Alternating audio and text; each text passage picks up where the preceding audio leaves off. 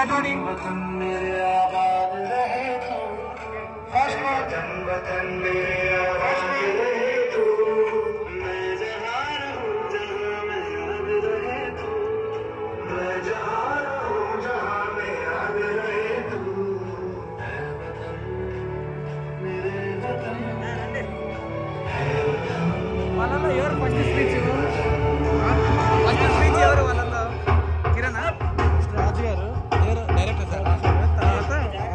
వాళ్ళనే చేద్దాం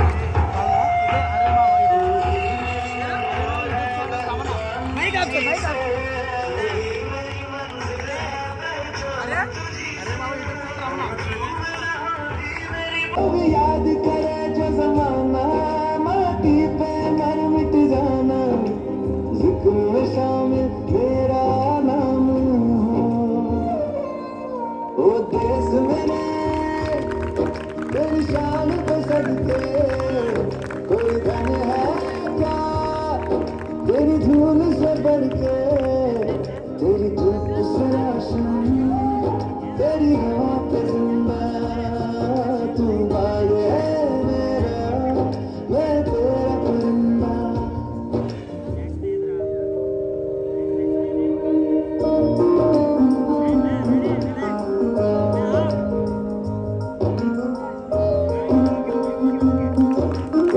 best medicine in the world.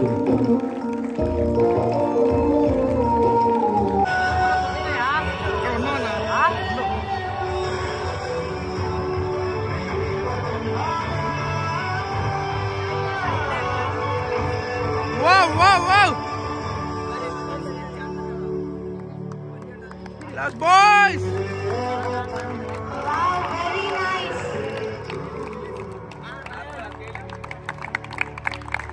Please give a big round of applause.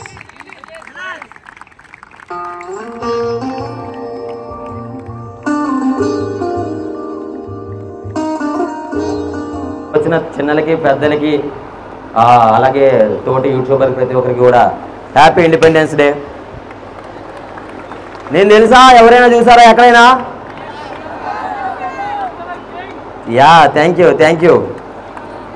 ఏదో రమణన్న కోటేసుకొచ్చాడని ఇంగ్లీష్లో మాట్లాడే వెళ్ళిపోయాడని కాదు. నేను మాట్లాడే ప్రతి మాట చాలా గ్రౌండ్ లెవెల్ రియాలిటీ గురించి మాట్లాడతాను. మనం తీసే వీడియోస్ కూడా అలాగే ఉంటాయి. ఇప్పుడు నేను మాట్లాడే ప్రతి మాట ముందు ఫస్ట్గా ఒక మాట మాట్లాడతా. మనం ఇంకొంచెం ముందుకు రండి.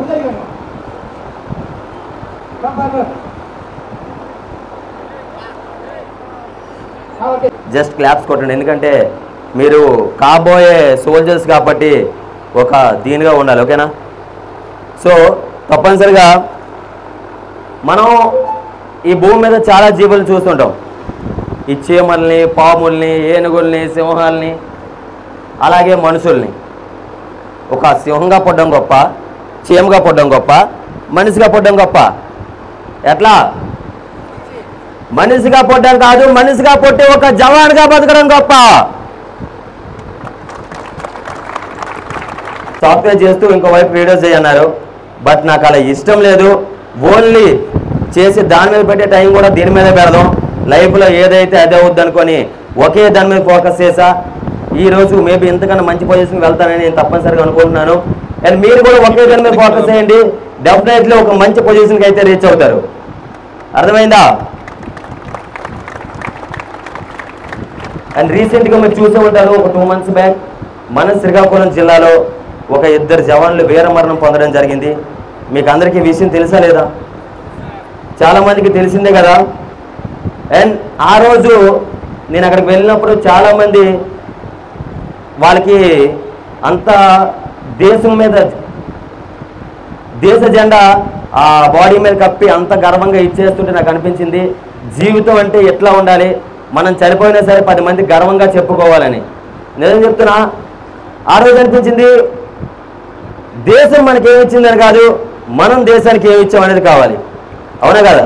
ఈ పాయింట్ చాలా మందికి తెలుసు. ఈ పాయింట్ తెలిసే చాలా మంది ఈ రోజు ఇక్కడ నిలబడ్డారు.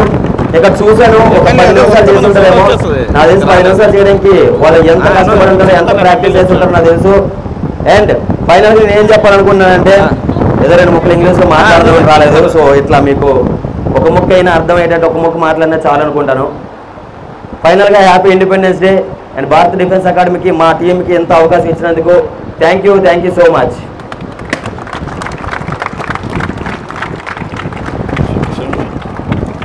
ముందుగా వేదికను అలంకరించిన మా రమణ గారికి, అలాగే సోమశేఖర్ గారికి, వాళ్ళ ఫ్రెండ్స్కి, అదేవిధంగా మా టీచర్స్కి, మా ఫ్యాకల్టీ బృందం అండ్ మా టెలికలర్స్ మొత్తం అందరికీ, అదేవిధంగా విద్యార్థులందరికీ హ్యాపీ ఇండిపెండెన్స్ డే.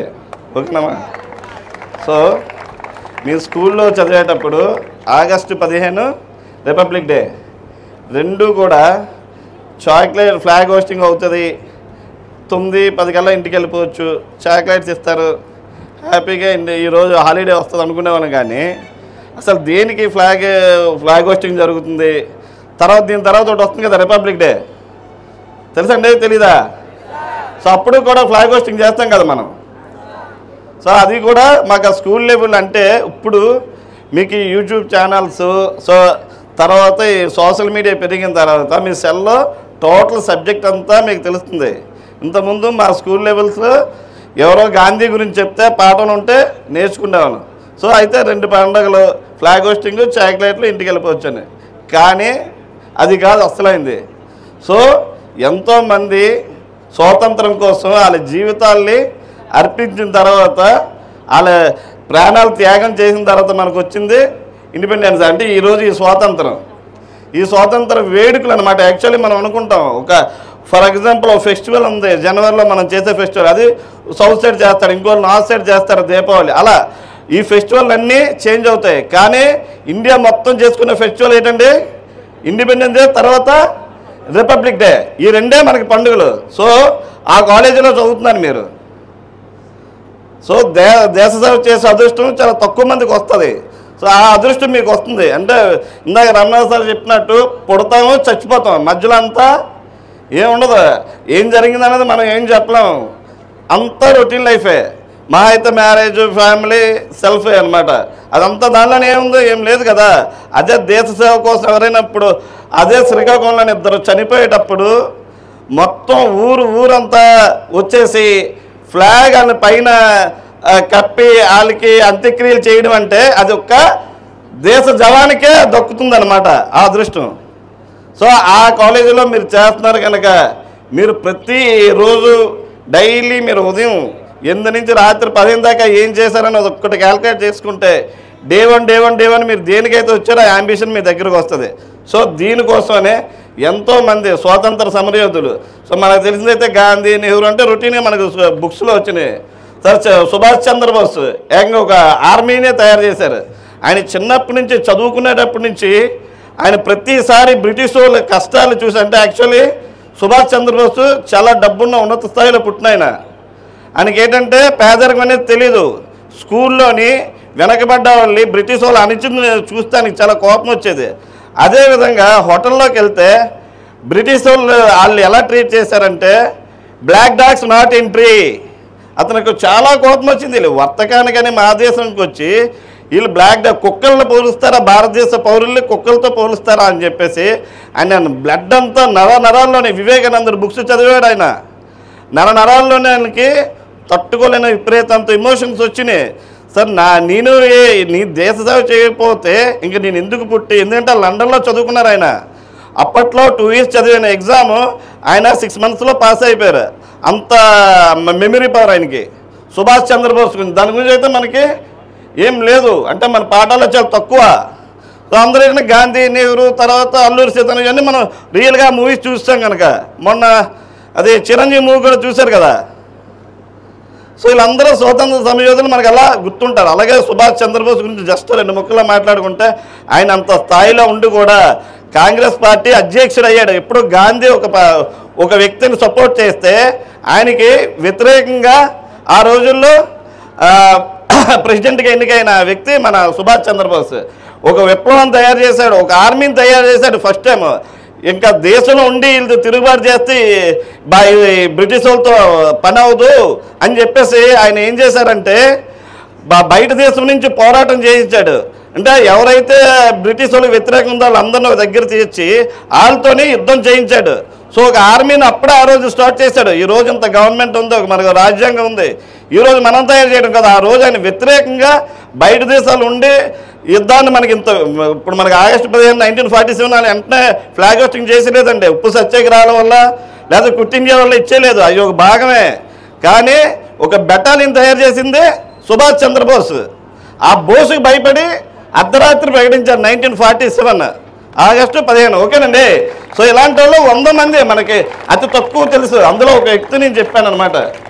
సో అలాంటి వ్యక్తులు వాళ్ళ జీవితాలు దారిపోస్తే ఈరోజు మనం అనుభవిస్తున్న స్వాతంత్రం, అదే రిపబ్లిక్ డే అయినా సేమ్ దానికైనా అంతే. ఇవాళ 47 వస్తే 2 సంవత్సరాల 11 నెలల 2 రోజుల తర్వాత మనం రాజ్యాంగాన్ని నిర్మించుకున్నాం. అది ఎలాంటి రాజ్యాంగం అంటే మతవాదం, అదే మత స్వాతంత్రం, వాక్ స్వాతంత్రం, ఇలాంటివన్నీ ప్రపంచ దేశాల్లో ఏ రాజ్యాంగంలో కూడా లేదు. మనకున్న రాజ్యాంగం అన్ని రాజ్యాంగాలు మన రాజ్యాంగాన్ని ఎంతో గౌరవిస్తారు. సో అటువంటిది మన భారతదేశంలో అంబేద్కర్ వల్ల మనకి తయారు చేశారు. సో ఈ వేరే అందరూ కూడా మన భారతదేశం వైపు తలెత్తి చూస్తారనమాట. సో అలాంటి దేశంలో పుట్టినందుకు చాలా మనం గర్వపడాలి. జై హింద్.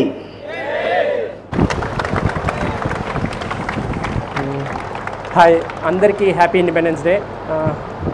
ఎక్కడో దూరంగా ఉన్న తిరుపతి నుంచి ఇక్కడికి ఇన్వైట్ చేశారు రాజుగారికి ప్రత్యేకంగా థ్యాంక్స్. అసలు ఖచ్చితంగా మీరు అందరూ కూడా సక్సెస్ అవుతారు ఏదో ఒక రోజు. ప్రతి ఒక్కరికి ఒక టాలెంట్ ఉంటుంది. ఆ టైం వచ్చినప్పుడు మీరు అందరూ సక్సెస్ అవుతారు. రాజుగారు మిమ్మల్ని ఖచ్చితంగా అందరినీ ఒక ఖచ్చితమైన మంచి పొజిషన్లో తీసుకుని వెళ్తారు ఖచ్చితంగా. Thank you.